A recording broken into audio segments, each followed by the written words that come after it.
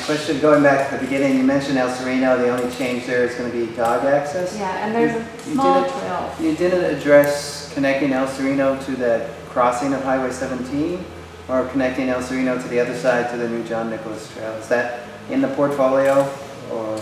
Not in the 5 years, not in the first 5 years, which is what we're kind of concentrating on tonight.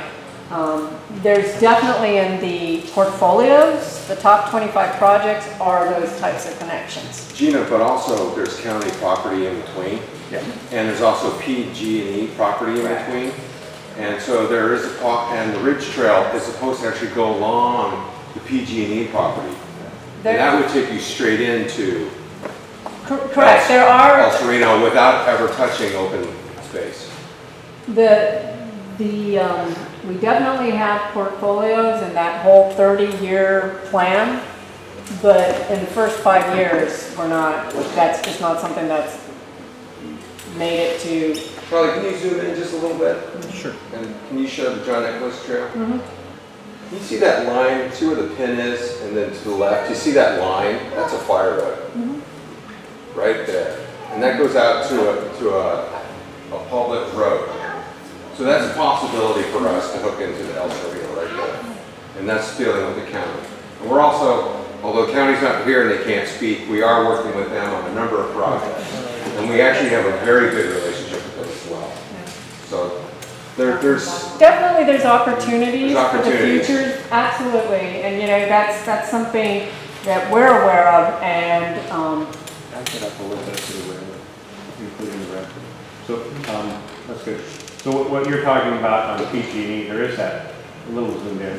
There is a PG&E road, and so PG&E has their high tension towers across over into Sierra Azul and Lexington. And we are talking to Santa Clara County Parks about what are the connecting pieces. San Jose Water Company, which is a private water company, owns some of that watershed in there. And we're having ongoing conversations with them about trail easements, both in Sierra Azul and there. But their water companies are not always the easiest for property owners to deal with because, first and foremost, they're concerned about their ratepayers and their water resources. But we did just have a conversation with county parks about doing Bay Area Ridge Trail connections in that region, to Skyline Sanborn, and they did bring up the new John Nicholas Trail as well. it's on our radar, but it's not a set project for the first 5 years at this time. They've gone through a pretty agonizing process of trying to prioritize all of this. I say that as a civilian spectator of what went on. And I can say, as a person who was deeply involved in it, it was excruciatingly difficult. And what we finally had to do to be able to come up with this 5-year list, a high percentage of them are basically, we've got legal commitments or grant commitments or, promises made, in terms of, we told, the Fish and Wildlife, we have this taken care of by this date. There's like agreements we've made so a huge portion of those projects rose right up. That was what we had to do in this first 5 years. So, and then we're limited by our current staff. Until we can add staff, we really can't go out and tell the public that we can do this much more until we know what that looks like. So as I said, in a couple of years, we could be sitting here and this could be twice as long, this conversation, but we could be talking about a lot more. I mean, do you think that in the first 5 years,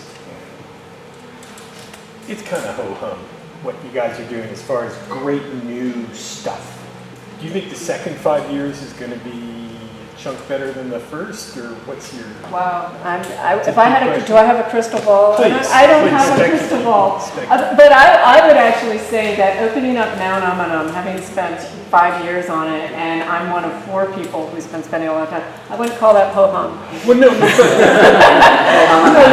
don't... I'm sorry. No, but I mean, that was kind of already in the pipeline, wasn't it? Kind of?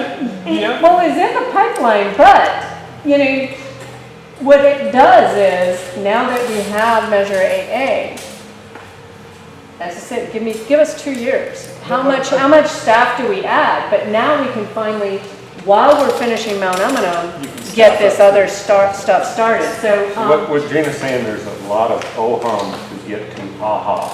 yeah. And I believe it. I totally believe it. Yeah, so, and we're really excited, but we're as kind of frustrated too, because we want to just get going too, but there's a lot to get done. And one thing that everybody has to remember is, all of a sudden you sit down in this room and you look at the habitat protection that we have to do. We acquire a lot of these lands, and honestly, the private landowners didn't take care of them.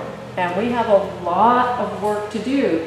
And a lot of that work we have to do before we open it to the public. So when I say, yeah, we're working in La Honda, but there's over the first 5 years, there's quite a number of projects that are all restoration. So the good news is we're getting those done so that then we can follow in behind and start the public access. So, Can you name a specific project that's happening in La Honda Creek as a restoration project? No.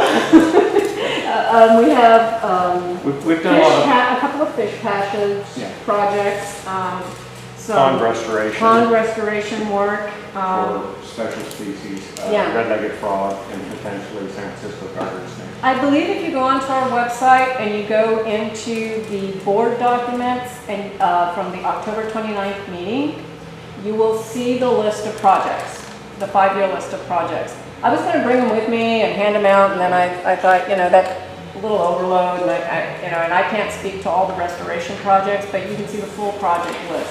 We can provide a link on our webpage to that list. It's pretty incredible. And the list you're seeing is about, 1/10 of what we've been digging through. I mean, it's been a big job. And there's other things that are not even on the list that they're still doing Yeah, as well, in addition to that. exactly. So they have a tremendous amount of under their belt. What's the corporate or nonprofit strategy to get people involved in your mission for the 5 years? What's the strategy to get more people involved so it's not just a certain group? Are you talking about public outreach for volunteers or? Volunteers on the corporate level and also on a nonprofit level. What's the strategy to use media and youth? Well, I don't know if I have somebody here who can talk to that. Hi, I'm Amanda Kim. I work for MidPen Regional Open Space District. I'm the Media and Communications Supervisor. We are doing a lot of work to reach out to the incredible ethnic and cultural diversity in the Bay Area, and that we represent as well. And we're looking to work with nonprofits, libraries, every governmental system that exists, as well as employers, to bring people onto the lands and really engage people in a conversation. Because we welcome everyone to come to our public meetings, which is a regular way to get involved with the district and make decisions. Yeah. Our public affairs, department is been out there, and just this week we met with a wonderful organization, Latino Outdoors, and really reaching out to the Latino communities on open space on many levels, and so there's a lot of outreach that's been done, and that's mostly from our public affairs department. And Mike is with real property, and I'm with planning. So, but I know that REI has been involved. We've done some volunteer work projects with them, and we have an incredibly robust volunteer and docent program. I really encourage you to go online, look at our volunteer program. Paul McCowan, who runs our volunteer program, and Renee, who runs our docent program. It's just amazing. And we've done a couple of bilingual hikes that I've gone on, and it's just great. If you've never been on one of our docent-led hikes or our docent guided mountain bike tours, we have both. Please look at our activities list online. They're really great. I've been on them, and I learned so much. I mean, 90% of the time when I'm on the trails, I'm on my mountain bike. And even when I've gone on the docent-led mountain biking trips, the guys know everything. They know all about the different plants, the animals, and it just adds so much to your ride. So I really highly recommend it. And The website is? the website is openspace.org, www.openspace.org. Volunteer program, if you want to be a volunteer, it's a great program. If you want to be a docent, our docent training program is stunning. It's great. Just a recommendation. I'm a council member in North Oaks. I also Okay. run a youth center in Redwood City called the City Youth Center. I got some of my youth here today. One of the recommendations I have is creating an easier access portal to create a volunteer hub on the website. Because I receive it, the newsletter, which is awesome. I'm all for it double way, you know. But I think creating a easier hub would be much more accessible, especially we're in Silicon Valley. We gotta have, the best of the best when it comes to websites. And I think that creating a hub for people that are in the tech world to get involved and to expose them to the outdoors instead of just in the computers will allow people to really be more engaged. Yeah, So that's a recommendation. love it. For you. I think that's fabulous, and I we're in love the it. process of redesigning our website, so that feedback is really great. And I have with me too our community outreach specialist, Julia Motto. So if people have ideas and strategies and different ways to work together, we're here, we want to figure it out with you, so just reach out to us, you can call the district office and ask for me or Julie too, we'd be happy to talk to everyone. And thank you for coming and bringing you. Yes, yes, That's fantastic. yes. They're important. Yeah, They go on absolutely. children, so and they're going to continue forever. Right, guys? We actually have high school students involved with it because I'm a Woodson student and we have something that's called the Green Academy and it's like really involved with the outside. Like I think that those guys can help you a lot with that. That would be great, so we'll talk afterward. Good. We're gonna talk. Cool. I think we're kind of done with We're this. done? Yeah. All righty, thank you.